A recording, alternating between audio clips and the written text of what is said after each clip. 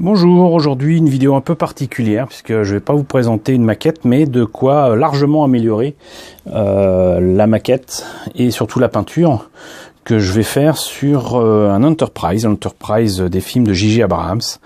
Quoique c'est pas lui qui a fait le troisième et dernier film et d'ailleurs le meilleur des trois.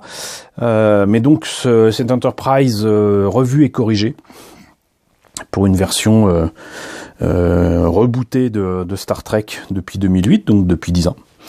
Et comme vous le savez, donc j'ai eu le kit Revell de l'Enterprise de ces films-là. Et le gros défaut de ce kit, c'est que ça montre dans la notice de montage comment faire au pinceau, à main levée, l'Aztec paneling sur la surface du vaisseau, ce qui est complètement ridicule. Et j'aurais pu, là, commander des planches de décalco pour me faciliter le travail, mais je me suis dit que j'allais quand même faire en sorte d'utiliser les autocollants pour faire le masquage nécessaire pour la peinture avec des Aztec demi. Donc c'est la marque de comment il s'appelle, de Lou Dalmasso. Donc je vous mettrai le lien de sa chaîne YouTube dans cette vidéo. Je crois que je vous en ai déjà parlé de toute façon. Et donc il se trouve qu'il avait déjà sorti des Aztec Templates pour l'Enterprise d'Into Darkness.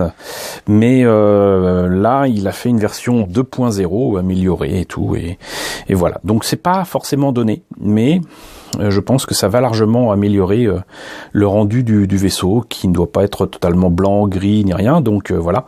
Et en plus, il y a plein d'explications super sympas. Et qu'est-ce qu'il en est justement? C'est que déjà, grâce à Lou et à des vidéos qu'il a fait sur YouTube, on en apprend énormément sur les détails qu'il y a sur le vaisseau, les trucs qui sont manquants ou quoi. Et il montre comment faire pour mettre les hublots, comment les masquer ou quoi, et donc comment utiliser justement tous ces rubans de masquage, puisqu'en fait c'est des autocollants prédécoupés, et comment les utiliser, voilà. Donc il indique aussi comment le faire sur la nouvelle forme des moteurs. Ça c'est l'arrière des moteurs, ça c'est l'avant. Là c'est donc les détails qu'on peut avoir.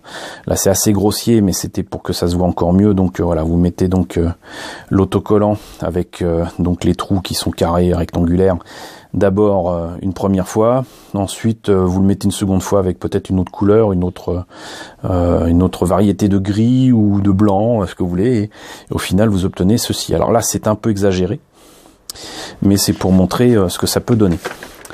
Donc vous voyez, il continue avec tous les détails sur le secondary hull qui correspond à ceci, et là donc on voit aussi ce qu'il faut faire. D'ailleurs, je pense que tout cela, en fait, c'est du pré-shading, c'est-à-dire que vous mettez de la peinture très foncée, et après vous faites par exemple un voile de blanc, et on continuera à voir les panneaux que vous avez fait dans une couleur plus sombre, mais sous la peinture par transparence, et ça sera beaucoup plus subtil. Donc là, vous voyez bien ce que ça donne avec ces morceaux de vinyle prédécoupés, autocollants.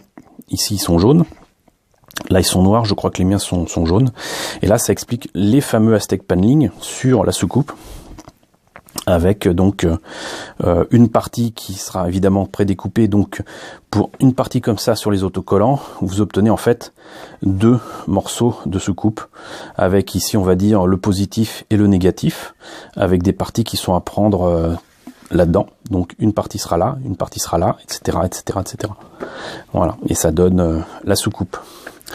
Et une fois les rubans de masquage sortis, bah c'est supposé donner ça. Alors là encore une fois, je pense que c'est un peu exagéré, c'est voulu, mais ça rend vachement bien. Donc ensuite il y a les côtés de la soucoupe.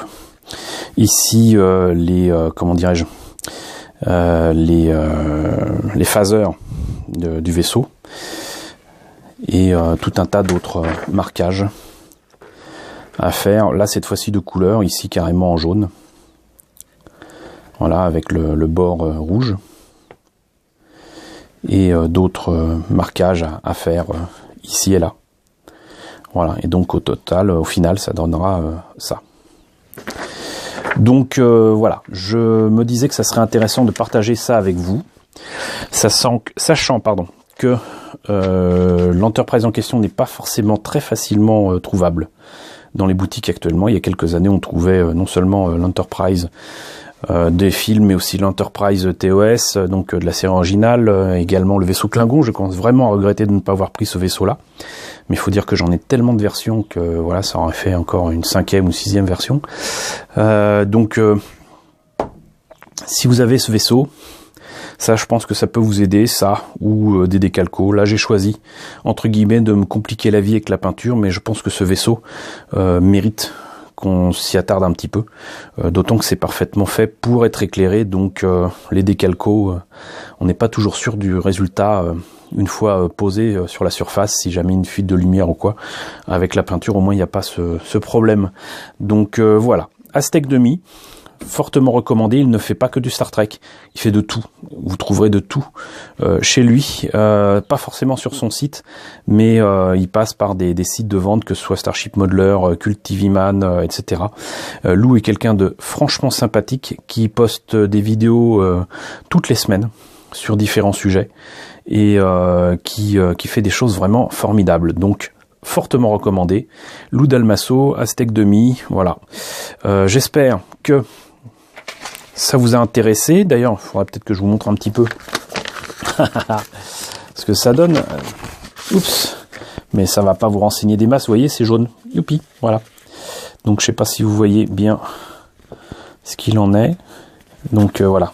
Comprenez bien que si j'avais dû discuter avec vous de tout ça à partir de ces trucs jaunes, ça aurait rien donné. Mais voilà, faites-moi confiance. C'est prédécoupé, c'est là.